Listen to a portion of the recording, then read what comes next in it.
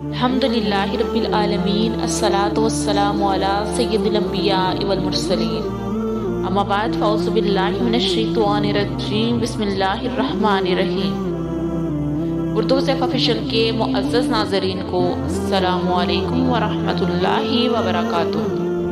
ہمارا channel Urdu safe official لایا آپ کے لیے آج ایک اور بہت ہی پاورفل وظیفہ۔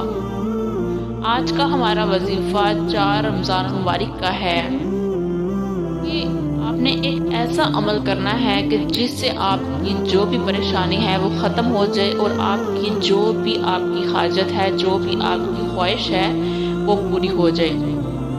4 رمضان المبارک میں آپ نے کون سا عمل کرنا ہے وہ ہم آپ کو بتاتے ہیں۔ اس سے پہلے کہ اگر آپ نے ہمارے چینل پہ نئے ہیں تو چینل کو سبسکرائب کر دیں اور ساتھ میں لگے بیل آئیکن کو بھی پریس کر دیں تاکہ آنے والی ہر نئی ویڈیو آپ کو دیکھنے میں ملے۔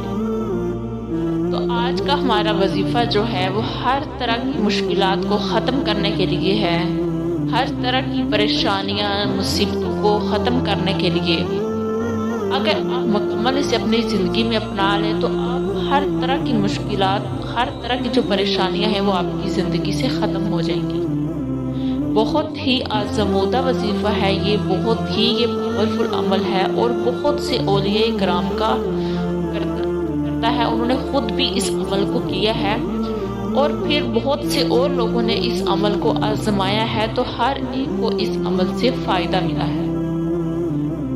بہت ہی آزمودہ عمل ہے۔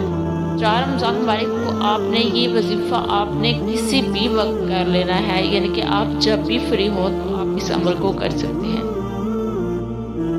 وظیفے کا طریقہ کیا ہے کہ آپ نے اول آخر تو آپ نے 11 دفعہ درود شریف پڑھنا ہے۔ اول آخر آپ نے 11 دفعہ درود شریف پڑھنا ہے، اور درمیان میں آپ نے سورہ یاسین کی ایک آیت ہے اس کو آپ نے 41 مرتبہ پڑھنا ہے۔ کتنی مرتبہ پڑھنا ہے؟ آپ نے 41 مرتبہ۔ یہ چیز آپ نے یاد رکھنا ہے کہ اول آخر آپ نے 11 دفعہ درود شریف پڑھ لینا ہے، اور درمیان میں آپ نے 41 دفعہ سورہ یاسین کی ایک آیت کو پڑھنا ہے۔ یہ وظیفہ آپ کسی بھی ٹائم کر سکتے ہیں جب آپ فری ہوں۔ سورہ یاسین کی آیت سلام قول من رب الرحیم، اس آیت کو آپ نے پڑھنا ہے 41 دفعہ۔ جب آپ وظیفہ کر ختم ہوں گے، یعنی کہ آپ پڑھ کے فارغ ہوں گے، اول آخر آپ نے درود ابراہیمی پڑھنا ہے، یہ بھی چیز یاد رکھنا ہے، اور درمیان میں آپ نے سورہ یاسین کی یہ آیت پڑھنی ہے 41 دفعہ۔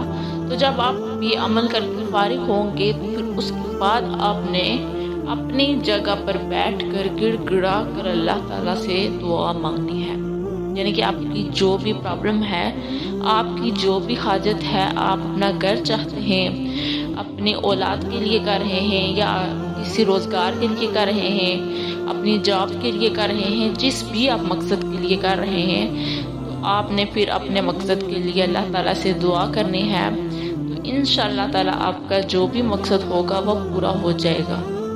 امید کرتی ہوں کہ آپ کو آج کی ویڈیو اچھی لگی ہوگی۔ اگر ویڈیو اچھی لگی ہو تو ویڈیو کو لائک ضرور کیجیے گا۔ ملیں گے پھر ایک نئی ویڈیو کے ساتھ، تب تک کے لیے اللہ حافظ۔